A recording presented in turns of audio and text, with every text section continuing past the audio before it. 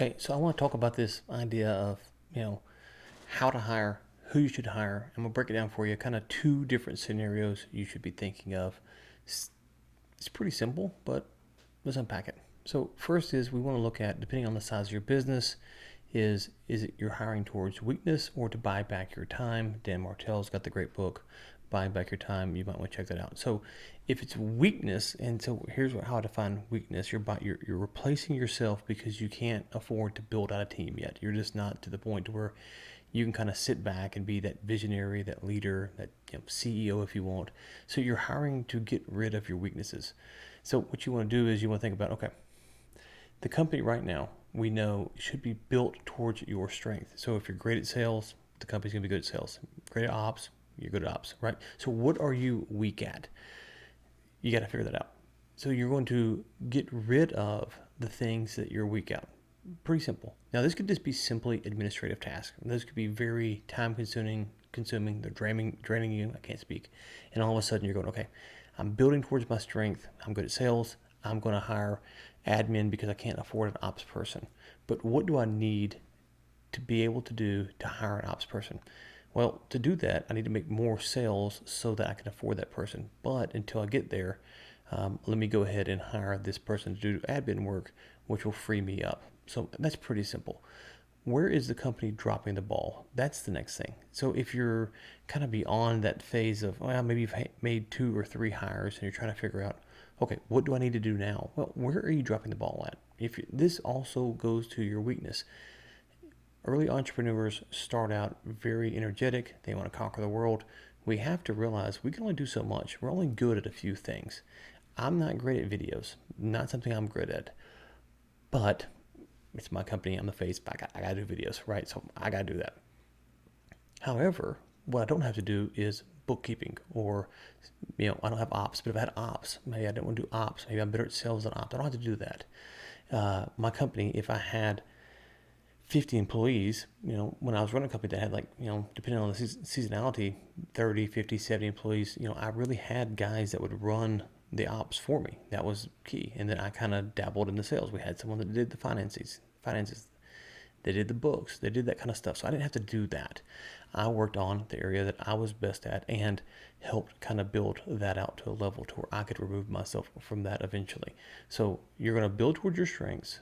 If you're not sure where you're weak at, go ahead and see where the company is failing. Then go ahead and make the hires for there. If you understand that right now I'm great at sales, I know that I'm terrible at ops, go ahead and plan to hire for that person. If you can't, then again, hire the admin or someone like that to go ahead and alleviate that time so you can do that. Now, if you're kind of beyond that, you're going, okay, listen, I've got that down. I've kind of got a team in place. Things are kind of running, but I'm still in the weeds. This is what I kind of specialize in. Is if you're in the weeds, how do you do that? And in Martell's book, Buy Back Your Time, is a great spot to kind of start and think about these things. First off, you need to get the value of your time. What is your time worth? If a client calls and they're going to hire you specifically to do something, you charge it 100, 300, 500, 1,000. What are you charging? Okay, so now every hour that you're not doing that kind of work, you're losing that money. So if you said, well, my rate is, $1,000 an hour, but I could hire someone for $50 an hour to do this work. Now all of a sudden you've made $950, actually more, but at least $950 for those hours if it's just a one-to-one.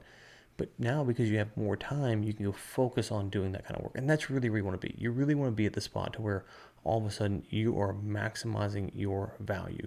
You are doing the things that you can demand the most money for.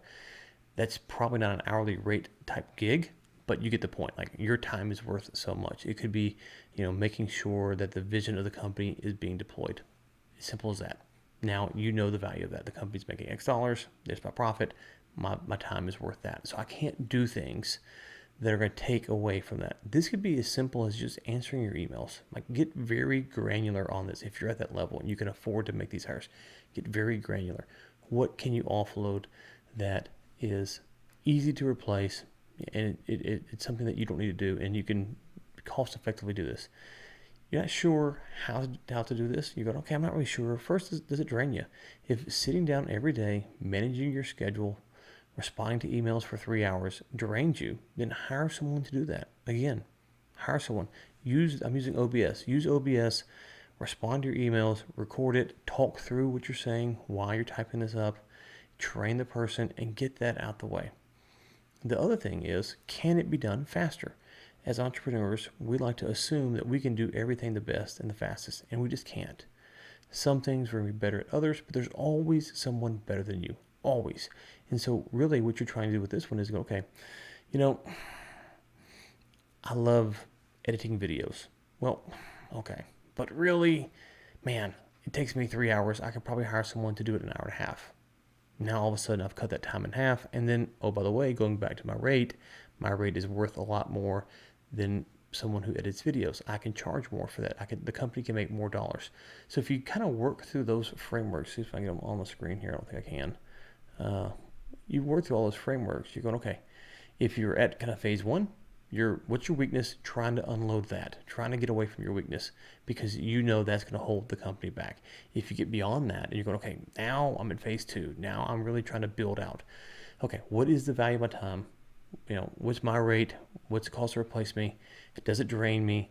Can it be done faster? Those are the types of questions you're going to ask. And as you ask those questions, what you're going to begin to realize is that, man, there's a lot of people who can do a lot of things a lot better than you. And that's great. That is actually great. That's what you want. You want to find people who can do these tasks better than you can. If you got any questions, let me know. Did I miss anything? Drop it in the comments below. Look forward to talking to you soon.